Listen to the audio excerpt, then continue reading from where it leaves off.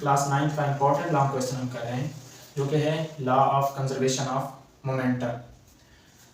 तो जब आप law of conservation of momentum को एक्सप्लेन करेंगे तो सबसे पहले हमें क्या करना है, अटेम्प्ट करते हुए पहले डेफिनेशन लिखनी है law of conservation of momentum की। फिर इसमें एक और डेफिनेशन आती है आइसोलेटेड सिस्टम, उसकी डेफिनेशन लिखनी है। फिर उसके बाद एक्सप्लेनेशन जब करनी है तो पहले डायग्राम्स बनानी है।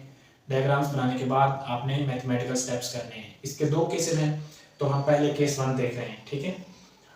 अब सबसे पहले हम देखेंगे law of conservation of momentum में डेफिनेशन। इसकी डेफिनेशन ये है कि टोटल मोमेंटम ऑफ टू और more than two interacting bodies in an isolated system remains constant. इसका मतलब ये है कि दो या दो से ज़्यादा ऑब्जेक्ट्स जब आइसोलेटेड सिस्टम के अंदर एक दूसरे के साथ इंटरेक्ट कर रहे होंगे, इंटरेक्ट करने का मतलब है कि एक दूसरे पर फोर्सेज एक्सर्ट कर रहे हैं, ठीक है, तो उस वक्त उनका जो टोटल मोमेंटम है वो कांस्टेंट रहना है। लेकिन शर्त क्या है कि आइसोलेटेड सिस्टम की बात हो रही है। अब आपको पता होना चाहिए कि आइसोलेटेड सिस्टम क्या चीज़ है। तो आइसोलेटेड सिस्टम ऐसा सिस्टम होता है जिसमें दो या दो से ज़्यादा बॉडीज जो इंटरेक्ट कर रहे हैं उन पर कोई एक्सटर्नल फोर्स एक्ट ना करे, ठीक है। सिर्फ वो एक दूसरे पर फोर्सेज लगाएं, लेकिन कोई एक्सटर्नल वे से एक्सटर्नली किसी तरह की कोई सपोर्टिव फोर्स या उनके इफेक्ट को कम करने वाली फोर्स कोई ना हो, ठीक है। एक्सटर्नल फोर्स का इन्वॉल्व होना जरूरी नहीं है, बल्कि वो हो ही ना। अगर हो तो फिर सिस्टम आइसोलेटेड नहीं रहेगा। आइसोलेशन आपने वर्ड सुना होगा, आइसोलेट करना, अलग कर देना एक्सटर्नल फैक्टर से। आपने देखा होगा कोरोना के दिनों में कहते थे कि कोविड पेशेंट को आइसोलेट कर दिया जाए, मतलब उसको एक्सटर्नल फैक्टर से बचा लिया जाए, ना एक्सटर्नल फैक्टर्स उस पर असर करें, ना वो बाहर वाले फैक्टर्स पर असरअंदाज हो, ठीक है। तो यहाँ पर भी वही है कि ऐसा सिस्टम जिस पर कोई एक्सटर्नली फोर्स एक्ट ना करे, ठीक है। तो अब यहाँ पर देखें, isolated system the system of two और more than two interacting bodies on which no any external force acts is called isolated system, ठीक है। इससे पहले हमने ये डेफिनेशन देखी है, द मोमेंटम ऑफ टू और more than two interacting bodies in an isolated system remains constant. तो इसलिए इसमें वर्ड आइसोलेटेड टर्म आई है, तो इसलिए मैंने यहाँ पर उसको डिफाइन भी कर दिया कि आइसोलेटेड सिस्टम क्या चीज़ है। यहाँ तक definition law of conservation of momentum की, ठीक है, और यहाँ पर ये डेफिनेशन आइसोलेटेड सिस्टम की डेफिनेशन लिख दी, ठीक हो गया।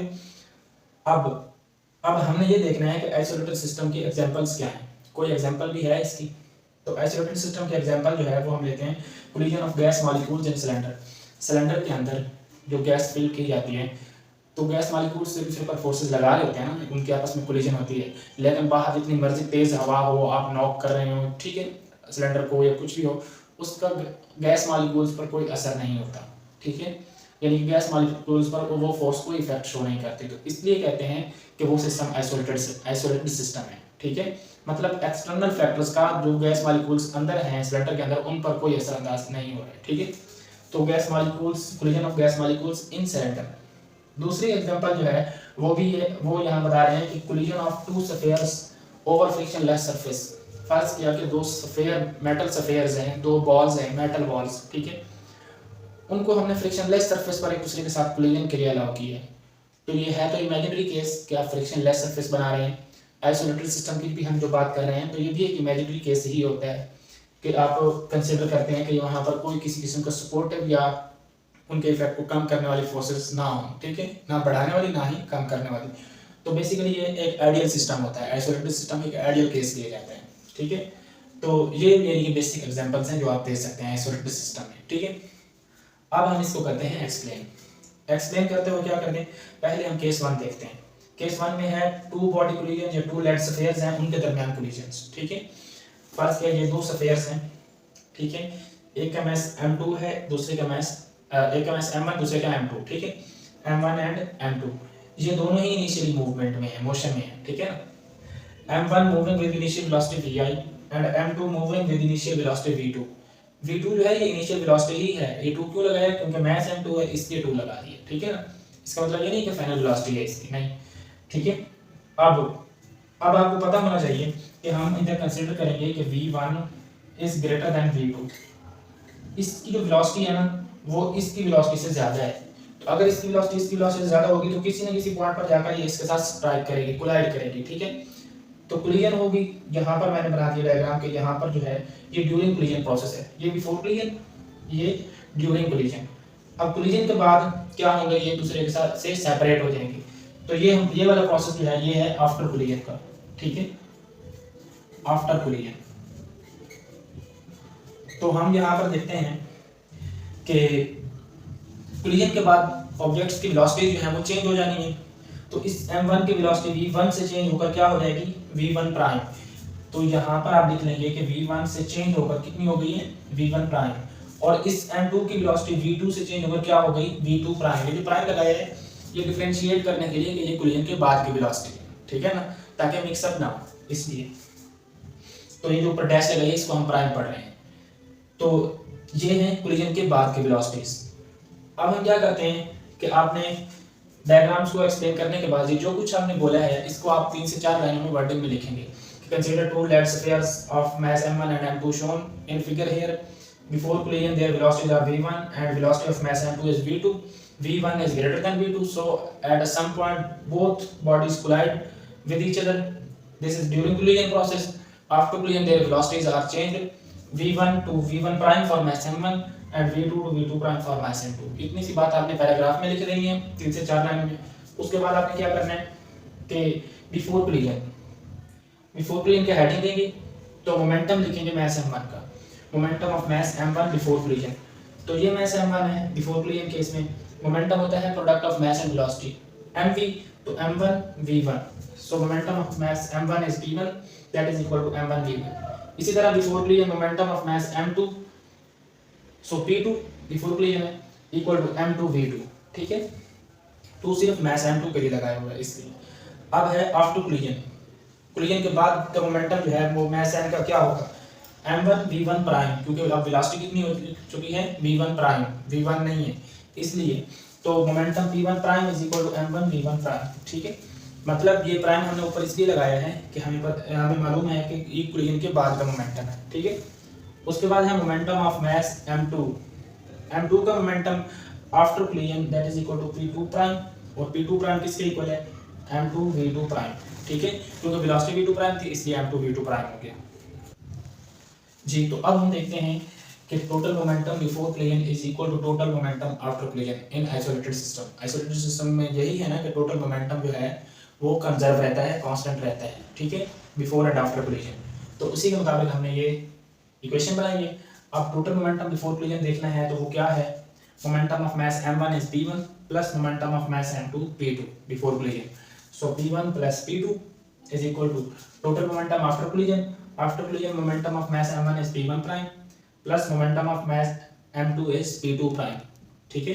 तो प्राइम हमने कोलिजन के बाद केस के लिए हमने लगाए। अब आपको पता है p1 किसके इक्वल है m1 v1 के, यहाँ से p2 प्राइम p2 किसके इक्वल है m2 v2 के बिफोर कोलिजन केस में। अब आफ्टर कोलिजन केस आ गया p1 प्राइम किसके इक्वल है m1 v1 प्राइम, इसी तरह p2 प्राइम किसके इक्वल है m2 v2 प्राइम। तो ये हमारे पास इक्वेशन बन गई है जो कि law of conservation of momentum की इक्वेशन है, ठीक है। तो ये केस 1 हमारा यहाँ पर कंप्लीट हो चुका है जी स्टूडेंट्स। केस 2 हम देख रहे हैं जो कि है गन एंड बुलेट का, ठीक है। इसको हेडिंग दे देंगे आप, गन एंड बुलेट केस है, ठीक है। ये याद रखने के लिए आसान है आपके लिए, इस तरह आप आसानी से लॉन्ग क्वेश्चन अटेम्प्ट कर सकते हैं। फिजिक्स में जो भी आप क्वेश्चन अटेम्प्ट करते हैं उसको स्टेप्स में अगर आप कर लेते हैं ना, उसको याद करने के स्टेप्स बना लेते हैं तो वो चीज़ आपके लिए बहुत आसान हो जाती है, ठीक है। तो इसमें केस 2 गन एंड बुलेट, इसमें आप देखेंगे कि ये कैपिटल M हमने लिखा है ये मास ऑफ द गन है, ठीक है, and mass of bullet is represented by small है, and velocity of the gun की जो वेलोसिटी है उसको हमने कैपिटल V से शो की है, and velocity of bullet is small v represented by small v। तो ये आसान से आपको ये बता दिया। अब हम क्या करते हैं, ये हेडिंग देंगे बिफोर फायर से पहले मोमेंटम ऑफ द गन का मोमेंटम फायर से पहले, ठीक है। सो मैंने लिखा इक्वल टू p का मतलब मोमेंटम है, g जो है यहाँ पर इसका मतलब गन है, ठीक है, गन का मोमेंटम, ठीक है। अब मोमेंटम का फार्मूला क्या होता है mv, तो मैंने वही मास क्योंकि कैपिटल M है गन का तो m लिखा, वेलोसिटी उसको v से शो करते हैं तो कैपिटल V लिखा। क्योंकि अब भी आपने फायर ही नहीं किया तो उसकी वेलोसिटी क्या होगी, गन की वेलोसिटी v 0 होगी ना, तो हमने v की जगह पर 0 पुट किया, 0 को m से मल्टीप्लाई किया, 0 आ गया गन का मोमेंटम, ठीक हो गया। अब मोमेंटम ऑफ बुलेट के लिए भी p b लिखा, b बुलेट्स के लिए और p मोमेंटम के लिए, momentum of bullet before fire. So formula mv p mv होगी तो मास स्मॉल m था और वेलोसिटी स्मॉल v, सो mv। अब m into v क्या है 0, तो 0 से मल्टीप्लाई किया तो 0, क्योंकि फायर नहीं किया तो बुलेट की वेलोसिटी भी 0 है इसलिए, ठीक हो गया। अब हम देखेंगे हेडिंग आफ्टर फायर। फायरिंग के बाद जब जैसे ही आप फायर करते हैं उसको क्या होगा, momentum of the gun after fire is pg prime, क्योंकि अब मोमेंटम चेंज होगा इसलिए हमने ऊपर प्राइम लगा दिए, डैश लगा दिए, ठीक है। अब इक्वल टू mv, अब हम v0 इनपुट नहीं करेंगे, कोई भी वेलोसिटी हो सकती है, ठीक है ना, न्यूमेरिकल वैल्यू कोई भी हो सकती है, क्योंकि न्यूमेरिकल नहीं है तो इसलिए हम जनरल v लिख रहे हैं। So p is equal to mv, pg prime is equal to mv, क्योंकि ये आफ्टर फायर है। इसी तरह momentum of bullet after fire is pb prime, तो क्या होगा mv, यहाँ हम v0 पुट नहीं करेंगे, ठीक है, क्योंकि यहाँ पर बुलेट अगर फायरिंग के बाद जाहिर बात है मूव कर रही है तो उसकी भी कोई वेलोसिटी है, जो कि नॉन जीरो है वेलोसिटी, तो इसलिए यहाँ पर mv आ गया, ठीक है। अब क्या करें, आपको पता है law of conservation of momentum के according total momentum before fire must equal to total momentum after fire, ठीक है। इसको आइसोलेटेड केस लिया है कि सिर्फ गन और बुलेट का आपस में रिलेशन है, कोई एक्सटर्नल फैक्टर्स इसमें इन्वॉल्व नहीं है, ठीक है। तो इसलिए हमने ये इक्वेशन बनाई। So momentum of gun plus momentum of bullet before fire is equal to momentum of gun plus momentum of bullet after fire, ठीक हो गया। अब गन का मोमेंटम बिफोर फायर क्या था, 0, बुलेट का मोमेंटम बिफोर फायर क्या था, वो भी 0, momentum of gun after fire mv, momentum of bullet after fire small mv, ठीक हो गया। अब 0 + 0 0 ही रहता है ना, इसलिए अब हम क्या करते हैं mv इधर आने दें और इस mv को इस साइड पर लेके आ जाए, ठीक है। ये -mv हो गया, इधर आ गया कैपिटल mv। अब इस कैपिटल v को आप यहीं रहने दें और इस m को इधर डिवाइड कर दें। हमने इस टर्म को क्यों इधर रखा है, इसको क्यों नहीं रखा, उसकी वजह यह है कि हमें गन की वेलोसिटी देखनी है, कैलकुलेट करनी है कि गन किस वेलोसिटी के साथ बैकवर्ड मूव करती है, इसलिए हमने इस mv को इधर रहने दिया, ठीक है। अच्छा, तो mv इधर रहा, इस mv को इधर ले गया -mv, ये m बच जाएगा, इसको इधर डिवाइड कर दिया, ठीक हो गया। अब -mv divided by m is equal to v। अब आपको पता है ये m मास ऑफ बुलेट है, ये बुलेट की वेलोसिटी है, और ये गन का मास है, और ये गन की रिकॉइलिंग वेलोसिटी है, ठीक है। ये जो वेलोसिटी v है ये रिकॉइलिंग वेलोसिटी ऑफ गन है। अब रिकॉइलिंग वेलोसिटी कौन सी होती है, जैसे ही आप फायर करते हैं तो गन बैकवर्ड मूव करती है, गन को बैकवर्ड जो है झटका लगता है। अक्सर अगर छोटा बच्चा अगर गन चलाए तो वो पीछे गिर भी जाता है जैसे फायर करते हैं, तो उस इसलिए उस वेलोसिटी को हम क्या कहते हैं, recoiling velocity. Gun recoils in backward direction, तो recoiling velocity of gun after fire gun moves backward with velocity v, that is called recoiling velocity of the gun, ठीक है। अब यहाँ पर देखें तो नेगेटिव साइन लगा हुआ है, नेगेटिव साइन शो करता है कि जो गन की वेलोसिटी होगी उसकी डायरेक्शन बुलेट की वेलोसिटी के अपोजिट होगी, ठीक है। तो वही मैंने लिखा है minus sign, negative sign shows velocity of gun is opposite to the velocity of bullet. Negative sign सिर्फ यहाँ पर अपोजिट डायरेक्शन डिस्क्राइब कर रहा है, ठीक है ना। तो ये हमारा यहाँ पर लॉन्ग क्वेश्चन कंप्लीट हो गया।